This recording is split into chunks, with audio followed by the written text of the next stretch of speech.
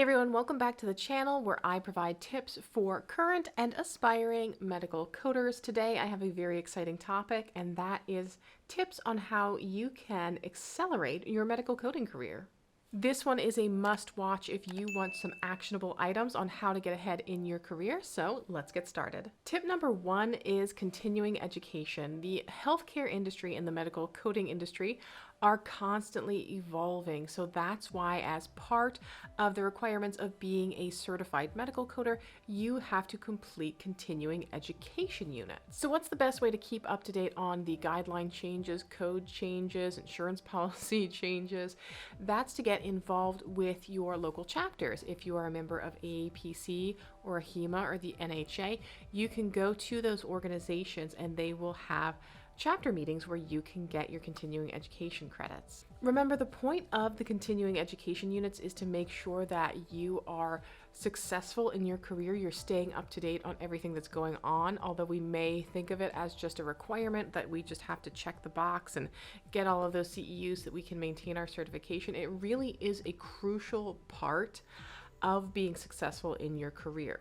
And with so much being online and virtual these days, it's very easy to use websites like medicalcodingceus.com to get listings of free events or chapter events, or check your local chapters, subscribe to other local chapters, and get notifications about the events that they're having, and figure out where are the events happening that are pertinent to a topic that you might be interested in, like OBGYN. And make sure that you're keeping an eye out in the last quarter of the year so that you can find those events that are free for ICD-10-CM and CPT updates. CEUs don't need to break the bank. As a member of the AAPC, for example, you have access to not only all of those local chapter meetings, but you get a subscription to Healthcare Business Monthly. They can either send it to you in a paper version, or you can get an online digital version as well.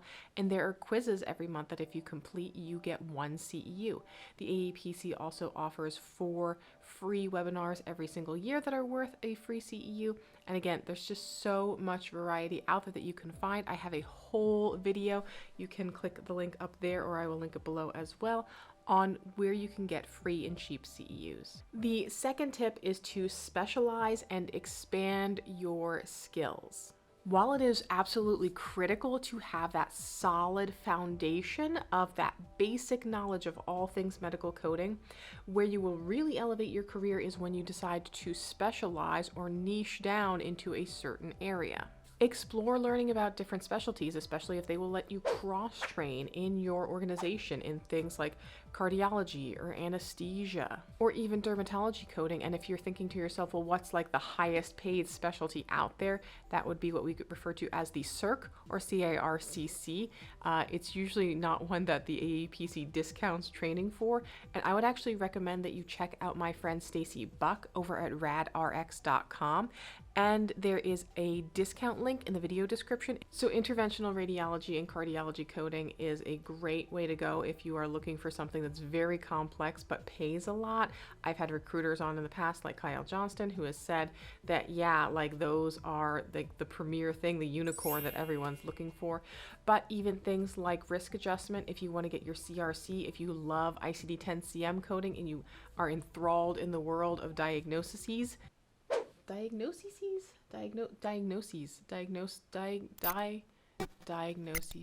I actually have training for the CRC. If that's something that you're interested, you can check that out at contempocoding.com. Or if you're someone who's trained in professional fee coding and you want to learn inpatient coding, which tends to pay a little bit higher, you could go through a HEMA and get your CCS certification, and that would require you learning ICD-10 PCS, which is a whole other beast. I know this much PCS, so unfortunately that's not one I can help you too much on. But oftentimes you can find good deals and discounts on training programs with AAPC.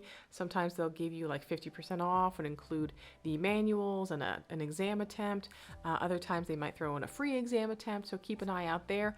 Or you could go to even organizations like cco.us. They have lots of great different training options as well. Tip number 3 is to gain real world experience. That is one of the most valuable things you can have in your career as a medical coder, is real world experience. So if you can find a training program that offers an internship or externship, that is extremely crucial because it will prove that you have the hands-on experience. Don't get confused between an internship or externship and Practicode. Practicode is just a module. They are like a whole bunch of medical records that everyone codes the exact same ones. It is not considered real world experience. It is not an internship or externship. I have seen companies that say, oh yeah, we do medical coding training and you get Practicode, and they almost make it sound like it's an internship, like you're gonna intern with the AAPC, but it's not. It is just a training module to help you remove your apprenticeship status. If you want to get a training program that does offer an externship, you should check out Preppy. You can find out more about that or just how to become a medical coder by signing up for my free masterclass at medicalcodingmasterclass.com. The Career Masterclass gives you like that whole roadmap of, oh, I'm someone who's interested in medical billing and coding, and then how can I be job ready in as little as 6 months? And the thing that's like super important to me is that you can do it without going into student loan debt, which is such a terrible problem in this country. They make it very, very affordable to learn medical coding and be job ready. And again, the externship, like very few programs offer that. Definitely check it out when you're done with this video, medicalcodingmasterclass.com. Now, of course, when I talk about real world experience, internship, externships are the obvious thing right out of training, but also when you are working as a medical coder, taking on those extra projects. One of the things that really made me stand out early on in my career was that I did a lot of extra things that other people in the revenue cycle weren't doing. When my company offered free CPC training, as long as you passed your certification exam, I took that up and got my CPC certification. When they had special projects, I took them when my coworkers didn't really want to do them. Some of them were not glamorous. They were things like going out to the practice so we could load in their old schedules into a new system for a practice management system migration. But even though ultimately that project fell flat, like we did not go live with the new practice management system, I still got to keep that experience. I still got to say in interviews and put on my resume that I had experience working collaboratively with teams on high-level projects, that I had experience with migrating practice management systems, with working in scheduling systems. There was just so much that I was able to demonstrate that I could do, and it helped me get into higher roles and higher roles and higher roles. You have to take advantage of those building blocks and just keep climbing from there. And it really does show that you are dedicated, motivated. Tip 4 is to network and collaborate. It is so critical in this industry, and I'm not saying you have to be friends with everyone or the most outgoing person, but get involved in your local chapters. Those are the people that know that job openings are happening.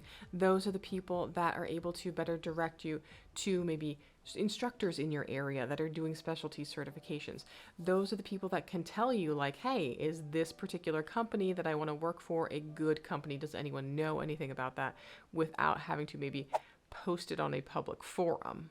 Although public forums are a great resource as well. You can do things like say, hey, I have this coding case. It looks like they did this, this, and this. Do you guys code it like this? Or, hey, we're seeing denials for this code. Is someone else using something differently that the insurances are wanting it to be coded a different way? Join the coding forums, connect at industry conferences, go to your local chapter meetings. Even on LinkedIn, there's lots of connections that can be made on LinkedIn, especially if you're looking for a job. You can connect with all kinds of recruiters and they can help you out. The more people you know in your network, the more you can reach out. Like, let's say you're required to take on a new specialty at work. You can look at your network and go, oh, you know what?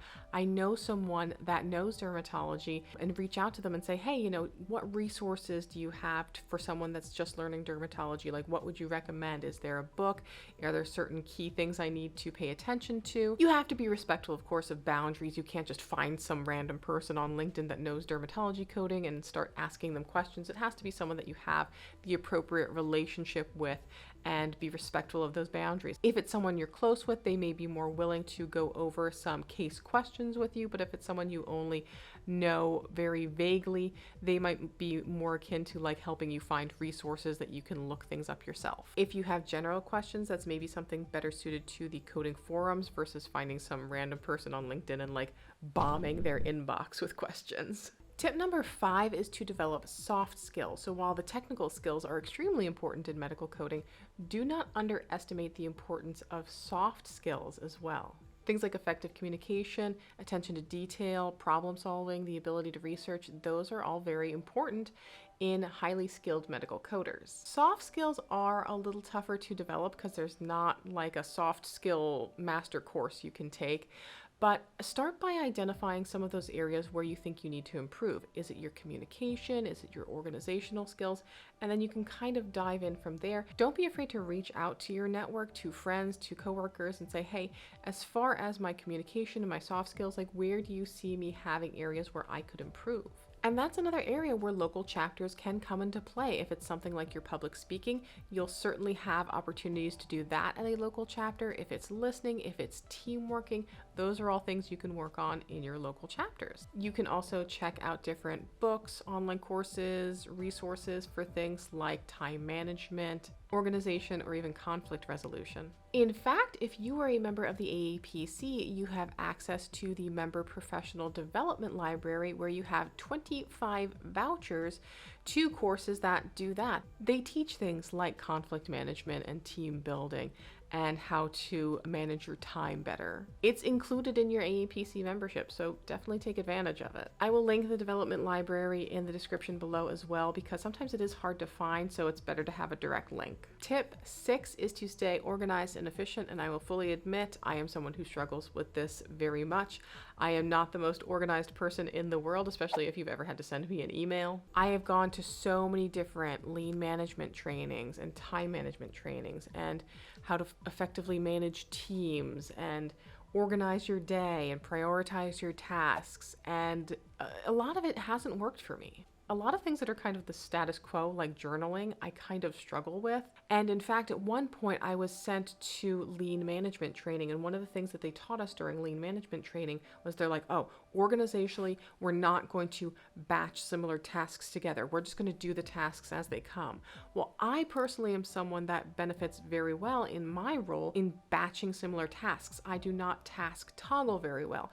So if I'm working on auditing a chart and then I get a phone call from a provider, it takes me a while to mentally transition back to that task I was working on. And I actually headbutted quite a bit with my director at the time because she kept insisting to me that I was not allowed to batch my work, even though personally for me, that's what worked out.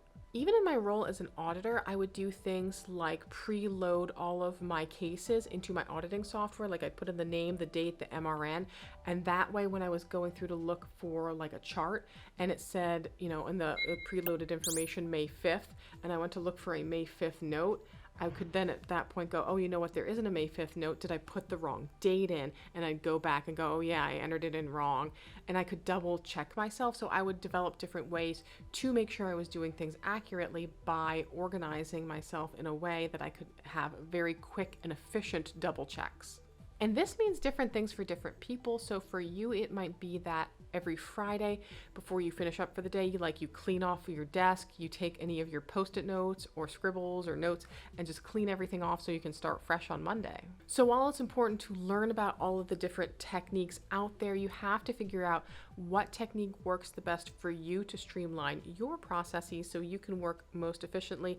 And of course, using some of those technology aspects that are out there, things like coding software and tools, or if you're someone who's like, hey, I just need productivity software, that's what's going to help me out. Or you're like me and you like little to-do lists, just find out what works the best for you.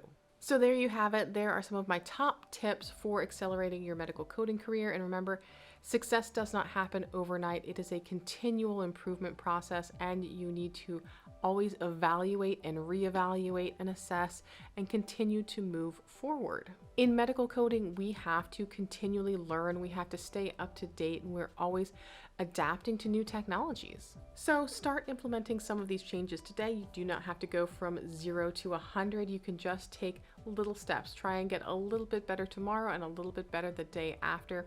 If you found this video helpful, definitely let me know by giving it a thumbs up. That really helps me out with the algorithm. Don't forget to share and subscribe. I will see you guys in the next video. And until then, just keep on coding on.